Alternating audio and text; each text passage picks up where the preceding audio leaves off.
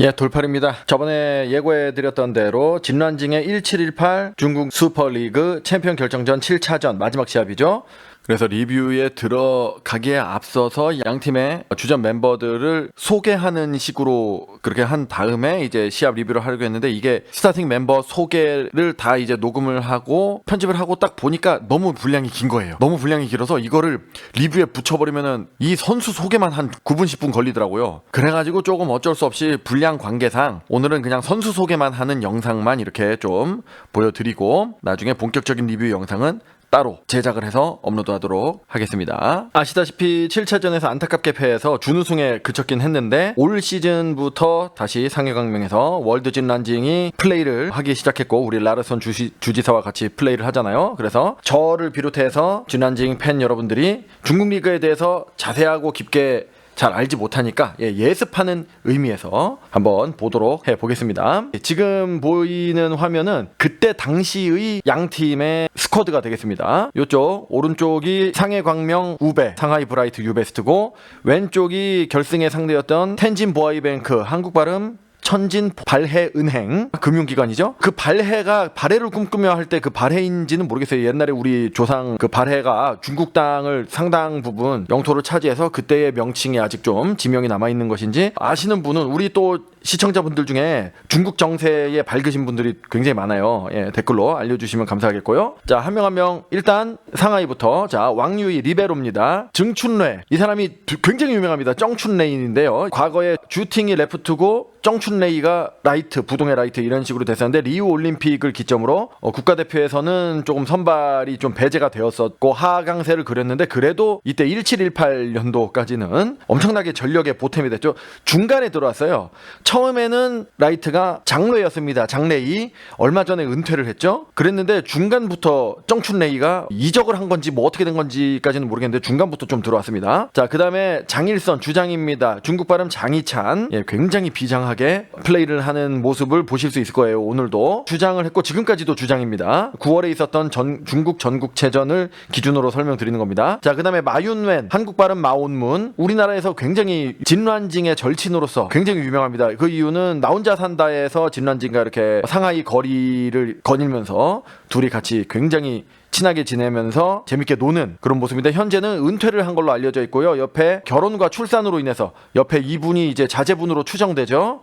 남편으로 추정되지 않습니다. 이 사람이 아마 자제분일 겁니다. 그래서 은퇴를 한 걸로 알려져 있고, 자, 양주 이때 센터였습니다. 그러니까 마윤wen과 양주가 전위 센터 후위 센터 뭐 해가지고 로테이션 하면서 그렇게 했었던 것이죠. 그리고 이제 진란징, 진란징은 뭐 여러분들 뭐 생소하죠? 진란징? 생소하다. 설명을 드리면 한국 발음 김연경, 서구에서는 영콩킴으로 알려져 있는 되게 생소한 선수예요. 자, 그 다음에 미양, 양미가 어떻게 보면 더 어울리는데, 미가 성이에요. 서양식으로 하면 양미인데 주전 세터였고, 그 한국의 팬분들은 이 미양이 잘못해서 우승을 못했다 뭐 이런 식으로 평가하시는 분들이 많아요. 정말 그런지 한번 요번 리뷰에서도 한번 다뤄보도록 하겠고요. 자, 그 다음에는 상대팀인 천진 발해은행 텐진 팀입니다. 여기에 간판 스타, 당시의 간판 스타라고 하면은 누가 뭐라 해도 여기 요적 있죠. 요적. 이름이 끝내주죠. 어떤 막 무협지 같은 데서 주인공의 사부로 나오는 여성 사부인데, 여성 고수인데 나이가 100살인데 내공과 무공이 너무 심오해가지고 늙지 않는, 근데 나중에 80살에 나이차를 뛰어넘고 주인공과 사랑에 빠지는 그런 배역 같은 이름입니다. 아주 이름이 굉장히 강력하면서도 매력적입니다. 그런데 이 사람은 워낙 유명하기 때문에 야오디라는 이름으로 우리나라에도 많이 알려져 있고 굉장히 유명하죠. 딩샤와 요적, 이 두 사람이 중국 세트 플레이의 이제 핵입니다. 대표팀 세터고요. 제가 지금 정확히 기억이 안 나는데 발리볼 박스 랭킹도 160 몇인가 그래요. 굉장히 실적이 좋은 선수고, 근데 나이가 그리 많진 않아요. 지금 어려 보이죠. 그래서 인기가 현지에서 굉장히 높은 선수입니다. 그리고 리영옥, 약간 북한 사람 이름인데 이분도 유명합니다. 중국 발음 리잉잉. 2000년생이거든요. 이분이 2000년생이야. 요때 당시 18살이었어요. 1718 당시.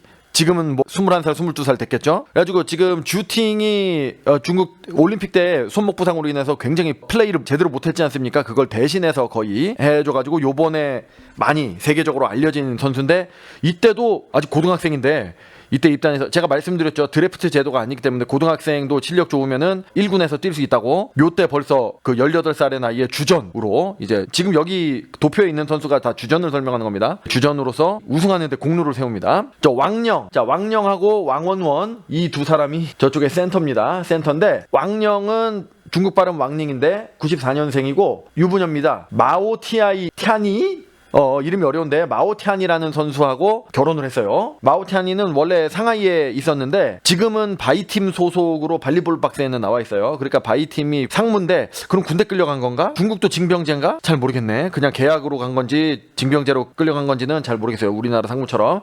중국 정세 밝으신 분들이 좀 댓글을 남겨주시면 좋겠고요. 그리고 왕원원 지금 요 사진은 수지킴하고 굉장히 유사하게 닮게 나왔는데 예, 좀 약간 방송 나온 것 같죠. 화장도 샵에 가서 한 것 같고. 근데 실제로는 수지킴하고 안 닮았어요. 요 사진만 수지킴 닮았는데 근데 플레이 스타일은 수지킴을 굉장히 닮았습니다. 개인 시간 차이도 능하고 타이밍을 변경한다든지 페인트 공격으로 이동 속공을 하는데 능합니다. 근데 키가 제 기억에는 이제 195예요. 그러니까 키 큰 수지킴이죠. 그러니까 굉장히 위력적인 선수입니다. 텐진 중앙의 핵이라고 볼 수가 있고요. 그다음에 이분도 굉장히 유명하죠. 류효동, 중국 발음 류샤오통. 예, 대표팀을 단연간 한 선수고 리잉잉하고 효동씨하고 이렇게 대각을 이뤄서 멤버가 굉장히 좋아요. 이쪽이 상해도 좋지만 그리고 양예가 이제 라이트로서 이렇게 뛰고 있는데 저는 이 양예하고 양주가 되게 닮지 않았어요? 제가 보기에는 되게 닮았는데 플레이 화면 동영상으로 봐도 되게 닮아가지고 둘이 자매인데 이렇게 딱 결승에서 만났나 해가지고 조사를 했는데 자매라고 나와 있는 자료나 기사는 없었습니다. 자매가 아닌 것 같아요. 근데 자매가 아니라는 기사도 없기 때문에 정확치는 않지만은 자매가 맞으면 당연히 결승전 때 자매 대결 이렇게 해서 기사가 났겠죠. 자, 그리고 리베로는 맹자선. 중국 발음이 기억이 안 나는데 하여간 이렇습니다. 자, 그러면은 전력이 어떻느냐? 지금 봐서는 막상막하예요. 일단 텐진에는 용병이 없지 않습니까? 외국인 선수가 없고. 근데 자국 선수들은 굉장히 뛰어난 선수들이죠. 상하이도 만만치가 않았죠. 당연히 진란징이라는 굉장한 선수가 있었고 마윤웬, 미양도 또 뛰어난 세터로 정평이 나 있고 마윤웬도 굉장히 그렇고 그리고 무엇보다도 정춘레이는 거의 중국 대표팀을 굉장히 단연간 했었던 유명한 라이트였기 때문에 굉장히 막상막하의 전력이었습니다. 자, 그럼 지금은 어떤 여담으로 2일 2 시즌 현재는 어떻겠느냐? 그 어떤 기사에서는 기자분이 3강 구도다. 상하이와 텐진과 장수 그렇게 3강 구도라고 했는데 제가 보기에는 2강 구도입니다. 장수는 좀 약합니다. 2강 구도긴 한데 지금 문제가 그분이 오셨잖아요. 라르손 주지사가 원래 3년 동안 뛰었고 진란징이 가세했기 때문에 용병 라인에서는 상하이에 대적할 팀이 한 군데도 없습니다.